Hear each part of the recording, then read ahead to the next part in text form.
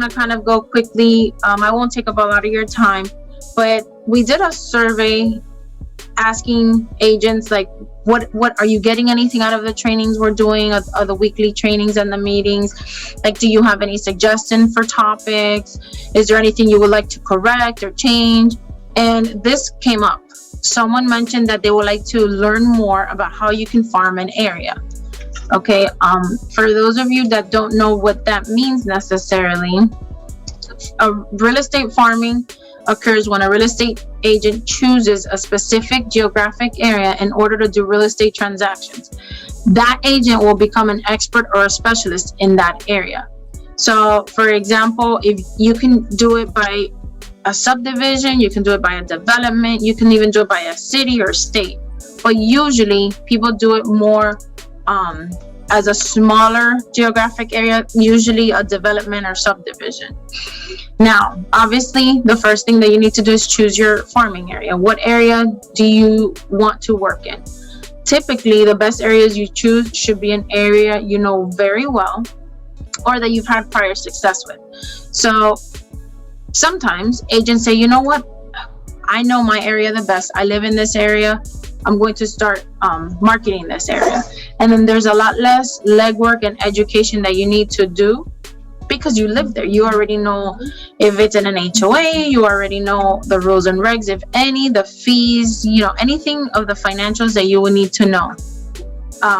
But if not, it doesn't matter. You don't necessarily have to live in that area to farm that area. Okay, give me 1 second, please. Okay, sorry about that. Okay, so it doesn't have to be necessarily an area where you live in. It can be just an area you want to become an expert in, which is fine. Then the next step would be educating yourself and researching on that area.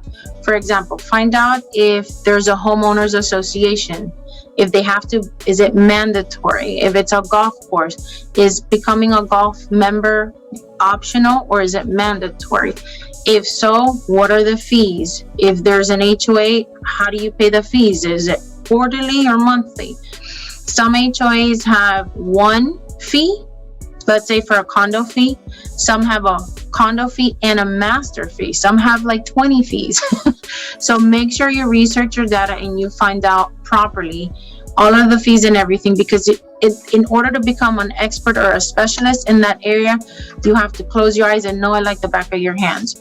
So you have to be educated enough and prepared, so when someone in that area comes and says, you know what, yes, I'm going to give you a chance, and they start asking you questions, you already know everything in the market. For example, some people ask you, hey, can I have a truck? Some subdivisions and developments do not allow you to have a truck or a motorcycle. So if you have the rules and regs and the financials ahead of time, you will know those answers. Now, how do you obtain that? You have to first find out who manages, if it's in an HOA, who manages that HOA. It's usually a management company. Sometimes it's even the HOA themselves, depending on how big or small or how new and old that HOA is. Sometimes those management companies give you a hard time. Try to find someone, a point of contact, a manager that takes care of that information, and get on their good side. Say, hey, listen, I'm new in the area and I'm trying to farm this area. I just want to be prepared. Give me all the information I would need to sell a property. They will give you a sales application, rules and regs, the financial. If there's any capital contribution, they will also tell you. But ask. If they don't tell you, ask. A capital contribution means a contribution, like donation. Just to transfer the property, the buyer will have to give an X amount of dollars to the association. It's not refundable, and you don't know what it's for. It's basically a donation. So make sure you find that out, because that can make or break some deals. You can try participating in some neighborhood events. For example, you can go to local churches, libraries, gym. I have a list here, local charities, community centers. Sometimes they have, with COVID, it's hard to do these kind of things, but just open your mind. Networking is a great way to start this off. If you're shy, start going to some local charities. You'll meet, everyone needs a house, everyone needs to buy a house, everyone needs to sell a house. So it doesn't matter where you meet, just make sure you have business cards and make sure you're available. You're meeting people and talking to everyone. You can also attend as a guest to these events, but you can also be a speaker. You can say, hey, listen, I have some interesting topics that I think that your, let's say, community center. I have some local topics that I think these community center attendees will benefit from. And you choose what you're comfortable with talking. But you can talk about what's happening on the local market now, but try to make it real estate related. That way you're educating people, you're informing people of what's happening. Maybe they don't know what's happening. I've had customers, most people know it's a seller's market, and I've had customers call and say, oh, I think I want $40,000 less than what their house is actually worth. So if you give out statistics, you give out things that will be beneficial to the person hearing, whether you're targeting sellers or whether you're targeting buyers, it's all going to be information that you're going to use just for people to trust you. If they hear you speak and they say, oh, this person knows what they're talking about, look, they're throwing out statistics, they know exactly what's going on in the market, and they learn to trust you, that's it. You already have one foot in the door.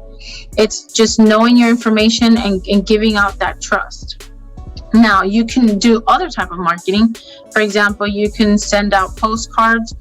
I don't do a lot of mail outs anymore. I used to a long time ago. We still get mail outs in the mail. I'm sure all of you do too. But they don't always necessarily work. They're very expensive. But if it's something that you're willing to spend the money on, and you're interested in doing it, then you can do letters. Something good that they like is like the statistics. What has happened in the last 30 days? How many listings have sold? What are the prices? What's the list to sale price ratio in that neighborhood? What's active now? There's not a lot of active listings right now. So anything that you, as a seller or buyer, you think you'd want to know. And what happens when you send those kind of statistics, sometimes they even keep it.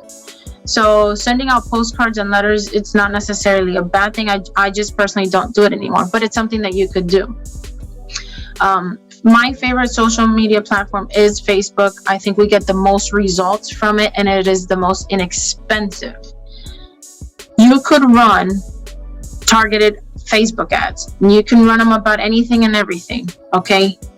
There's different settings that if you say, okay, I just want to market this specific area, you could do a map radius and say, just market to people who live in this area. However, please do not change any of the demographics. It is a fair housing law, and that means you're being racist or biased. So only change the map area. Do not change age, ethnicity, or if it's male or female. Don't change anything else there, because you could get in trouble, and I could get in trouble as well. Okay, just remember that little thing there. That can get us in a lot. It's a fair housing rule. Okay, so if you're trying to market in a specific area, you can follow the events that are going on in this area, but you can share those events on your social media platform and say, hey, I'm going to be at this event on this day. I mean, if you're going to be going, obviously, just sharing with you in case you didn't know this was happening, and hope to see you there. If you happen to go to any event, you can get a table, and you can include freebies. For example, you could do this when you sponsor local, which we're going to talk about on the next slide. But when you sponsor local teams, like we're sponsoring right now a local football team. And I said, you know what, I'd like to go to one of their games. So if you're sponsoring something, that just means you're paying for their uniforms, or you're paying for their food, or you're paying for their event.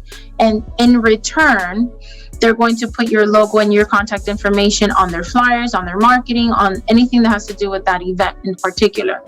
So you can also, for example, partner up with local business owners, smaller local business owners. supermarkets, salon, nail places, restaurants, places like that. And you can tell them, hey, listen, I'm just trying to promote my business. I'm just trying to grow in this area. I would love to interview you and your business. In return, you get free marketing and free advertisement. But in return, so do you. You can you build a relationship. Everything in real estate is referrals and relationship. So you can eventually, after doing it for so often, you're going to kind of become friends. And then you can say, hey, by the way, can I put some business cards in your lobby, or can I put some business cards here, or some flyers, or whatever it is. You guys have to be creative, okay, with what type of business it is and what you're really trying to accomplish there. Okay, you can record them and interview them and just talk about their business and put it on social media, put it on YouTube, put it everywhere. And in return, you're getting more publicity. If it's something that you're interested in, or that someone else is interested in, it's going to make everything a lot easier. So this is what I was talking about, sponsoring a local sports team or an event, and including tables. We have tables, we have linens, we have a lot of freebies, we have bottles with our logos on it, and everything has company information on it. Nothing is personal. So if you guys want some of those, if you ever have one that you can't order supplies and marketing material on time, reach out to me and I'll have you come up and pick some stuff up. But always make sure to leave business cards everywhere, okay? We have probably about 5 minutes left, so I'm gonna wrap it up here. But I don't like making the meeting go too long. But anywhere that you can do networking and marketing, do it as well. And make sure that it's local to wherever you're trying to farm. So if you're trying to farm of a development in Naples, don't go to Fort Myers to market, or don't go to Fort Myers to do networking. So try in whatever area you're trying to farm, to stay in that area, to stay. And believe me, little by little, people will know you. That's how sometimes you go into a neighborhood and the same agent has 15 signs up. Why? Because they've farmed that area. So you can either farm it towards listing a property or selling a property.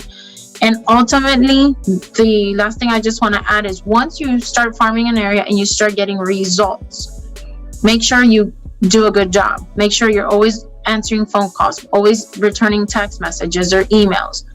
I know we have other business and we have other customers, but try to always return the phone call, text, or email within 4 business hours.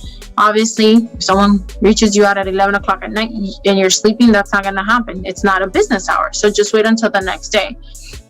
But my biggest complaint that I hear from customers is realtors don't respond. Realtors don't respond. We just obtained the listing from a realtor who the customer told us, I've spent 4 days calling and texting the agent and she won't return my phone call.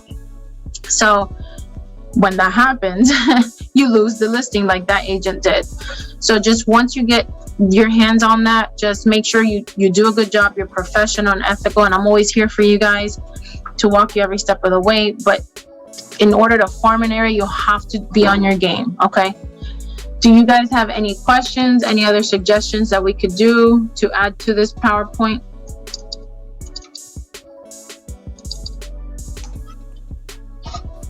Anyone? No?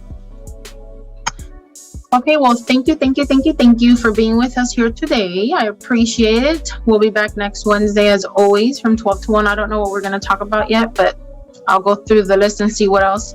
If you have anything else you want to add, just let me know in an email or text, okay? Thank you. Thank you so much. No problem. My pleasure.